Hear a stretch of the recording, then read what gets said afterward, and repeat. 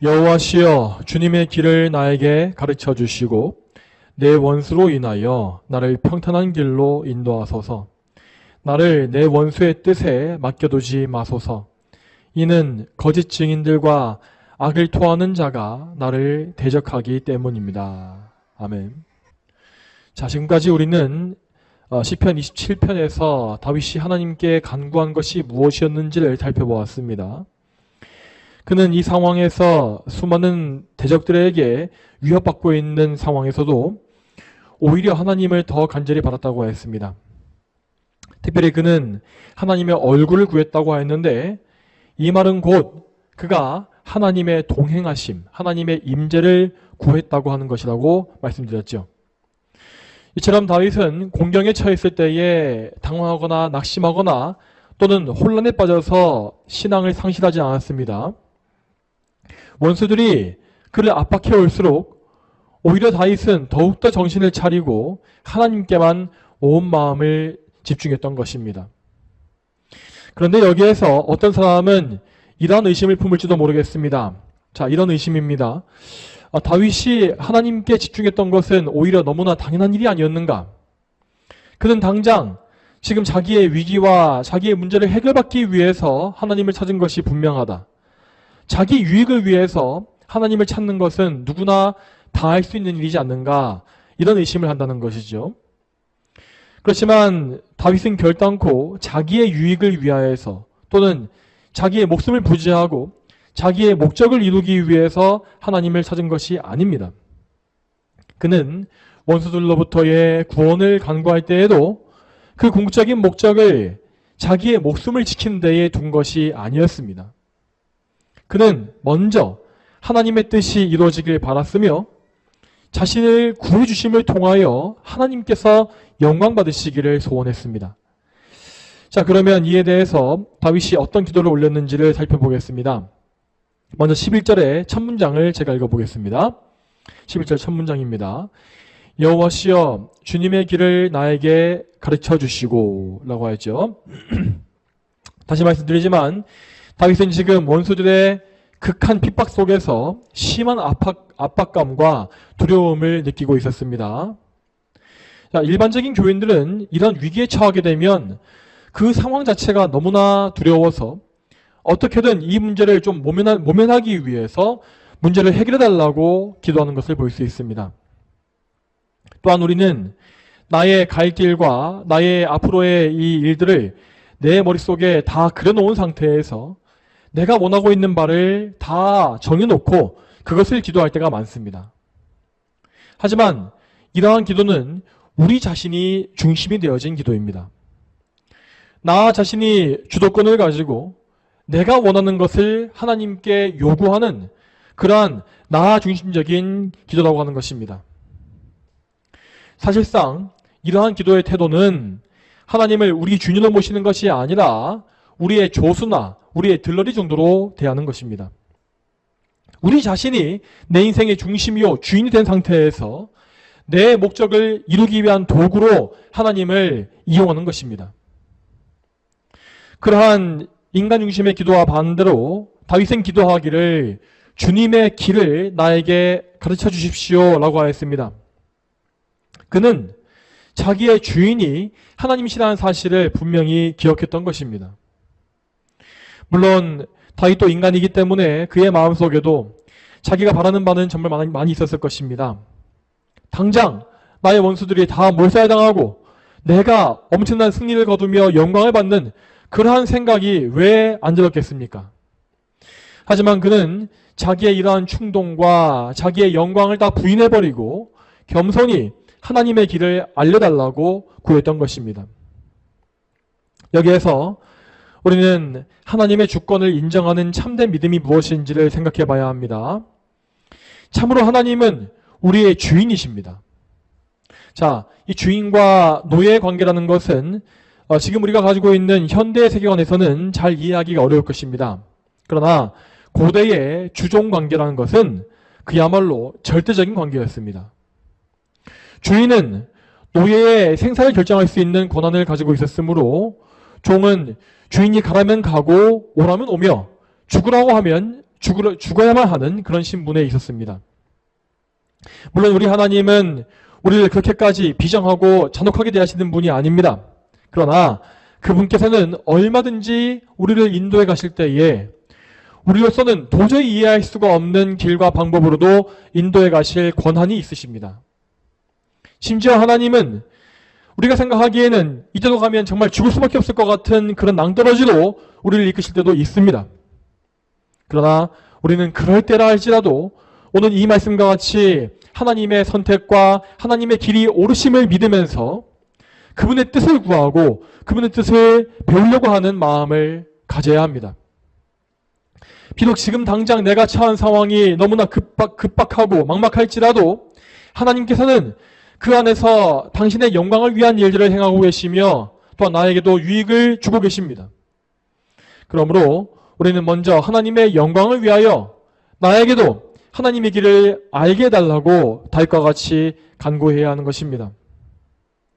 여러분, 이와 같이 우리는 우리의 생각과 우리의 주장과 의견과 목적을 부인하고 하나님의 주권에 복종하는 훈련을 해나가야 합니다. 하나님께서는 당신의 자녀들에게 이렇게 책망과 연단을 주심으로써 그들의 타락한 본성과 고집을 꺾으십니다. 그리고 그분의 선하신 뜻에 순종하게 하심으로 자녀들을 가장 선한 길로 인도해 가시는 것이죠.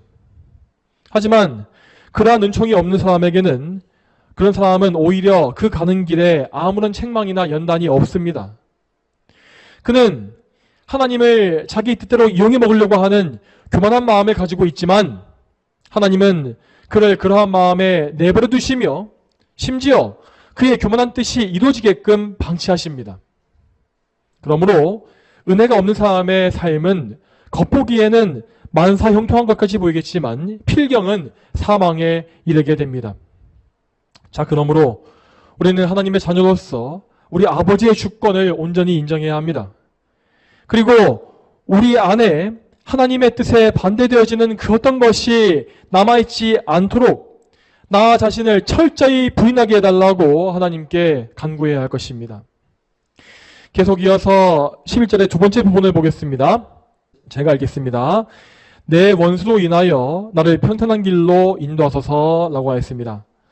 자, 이 문장을 좀 더 이해하기 쉽게 번역해보면 이렇게 될 것입니다. 자, 내 원수들이 나를 지켜보고 있다는 사실을 생각해 주시어서 나를 평탄한 길로 인도해 주소서가 될 수 있을 것입니다. 여기에서 우리는 다윗의 마음 중심에 무엇이 있었는지를 다시 한번 발견할 수 있습니다. 그는 참된 성도로서 항상 모든 일에서 하나님께 영광이 돌려지기를 바란 것입니다. 그가 여기에서 말한 평탄한 길이라는 것은 어떤 인간적인 본성을 말하는 것이 아니라 하나님의 뜻에 맞는 의롭고 경건한 삶을 의미합니다. 만일 그가 이 길에서 죄악된 일을 행한다면 원수들은 분명히 그를 공격할 빌미를 얻게 될 것이고 또한 다윗이 믿고 있는 하나님을 조롱할 것이 분명했습니다. 그러므로 다윗은 그로 말미암아서 하나님의 영광이 가려지지 않도록 자신을 평탄한 의의 길로 인도해달라고 간구한 것이죠. 자, 이러한 다윗의 마음은 12절 말씀에서도 계속 나와 있습니다. 자, 12절 말씀을 같이 읽어보겠습니다. 12절 말씀 시작. 나를 내 원수의 뜻에 맡겨두지 마소서. 이는 거짓 증인들과 악을 토하는 자가 나를 대적하기 때문입니다. 아멘. 이 말씀에 나온 바와 같이 다윗의 원수들은 온갖 죄악된 일로 다윗을 대적했고 또한 하나님의 모든 계명을 전혀 준행하지 않았습니다. 그러므로 그 악인들이 다윗을 이기게 된다면 그것은 결국 하나님께서 크게 모욕당하시는 일이 될 수밖에 없었습니다. 그래서 다윗은 그들의 뜻에 자신을 맡기지 말아달라고 간구한 것입니다. 여러분, 이와 같이 다윗은 자기의 원수들을 대적할 때에 자기의 지혜나 처사술 등을 사용하지 않았습니다. 또한 그는 원수들에 대해서 개인적인 복수를 행하지도 않았고 그들을 시기하거나 질투하지도 않았습니다. 그는 물론 정말 지혜롭고 힘이 센 사람이었지만 자기의 지혜와 모든 무력과 권력을 다 부인해버리고 모든 것을 하나님께 맡겼으며 오직 하나님께 영광이 돌려지기를 기도했습니다. 또한 더불어서 그는 자신의 모든 일생이 하나님의 섭리 안에 있음을 철저히 믿었기 때문에 원수들의 박해 역시도 하나님께서 섭리 가운데 정하시고 이루신 일임을 믿은 것입니다. 그러므로 다윗은 원수들의 악한 공격까지도 하나님께서 선하게 써주시기를 간구한 것이죠. 여러분, 우리에게도 이러한 믿음이 반드시 필요합니다. 하나님께서는 모든 것을 합력하여서 선을 이루실 수 있는 분이고, 그래서 가장 나쁘게 보이는 상황과 인물들을 통해서도 성도들에게 유익을 주실 수가 있습니다. 그러므로 우리는 모든 순간, 모든 상황에 하나님의 섭리와 주권을 믿고서 내가 지금 이 상황을 통하여서 어떻게 하나님께 영광을 올릴까, 이 사실만을 생각해야 합니다. 만약에 우리가 하나님의 영광을 고려하지 않고 우리 마음대로 행동한다면 우리는 반드시 우리의 정욕과 본성대로 죄악을 범할 수밖에 없을 것입니다. 그러므로 우리는 우리의 이러한 본성적인 악을 억제하고 우리의 머리이신 그리스도와 연합한 자로서 온전한 길을 가야 합니다. 자, 그러면 계속해서 우리 예수님께서 고난과 박해에 대해서 보여주신 모범을 살펴보겠습니다. 베드로전서 2장 23절을 같이 보겠습니다. 베드로전서 2장 23절입니다. 그분은 모욕을 당하셨으나 모욕으로 갚지 않으셨고 고난을 당하셨으나 위협하지 않으셨으며 공의롭게 심판하시는 분께 맡기셨다. 아멘. 이 말씀과 같이 우리 예수님은 불의한 대적들에게 둘러싸여서 온갖 모욕을 당하신 분이었습니다. 사실 오늘 시편의 본문에서 다윗이 당했던 이러한 일들은 모두 그리스도께서 당하실 일들을 예표한 것이었죠.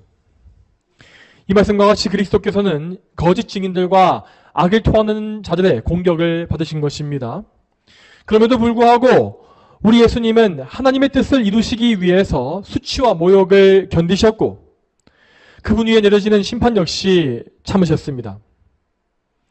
이러한 인내가 가능했던 이유는 예수님께서 오직 하나님의 영광에 모든 목적을 두셨기 때문이었습니다. 예수님께서는 항상 아버지 하나님의 뜻이 이루어지고 그분께서 영광 받으시길만을 바랐습니다. 그리고 그 일을 위하여서 자기 영광을 버리시고 자기를 낮추시며 모든 계명에 온전히 복종하신 것입니다. 예수님께서 보여주신 이러한 믿음은 결국 영원한 열매를 맺게 되었습니다. 예수님은 참으로 수많은 택자들의 죄를 대속하시었고 그를 값주고 사셔서 그분의 백성으로 삼으셨습니다. 또한 예수님은 영광 중에 하늘로 올라가셨으며 그 하늘에서 교회의 머리로 세워지셔서 모든 이름 위에 뛰어난 통치자의 자리에 오르신 것입니다. 그러므로 성도 여러분, 우리는 오직 그리스도와 연합함으로 참된 믿음의 길을 갈 수 있어야 합니다. 우리가 하나님의 영광을 위해 자기를 부인하고 고난을 인내하는 것은 오직 그리스도의 능력으로만 가능한 일임을 기억하시기 바랍니다. 여러분께서 고난과 어려움을 당하실 때에는 낙심치 마시고 믿음으로 그리스도를 바라보십시오. 그리스도께서는 기가 막힐 웅덩이 속에서도 여러분을 충분히 건지실 수 있고 또한 어떤 상황 속에서도 하나님께 영광을 돌리실 수 있도록 여러분에게 굳센 믿음을 주실 수 있는 분입니다. 그러므로 오늘도 이 믿음을 구하는 기도를 함께 올리겠습니다. 우리 자신이 삶의 모든 상황 속에서 하나님의 주권을 인정하며 오직 하나님의 영광을 드러낼 수 있도록 기도하시기 바랍니다.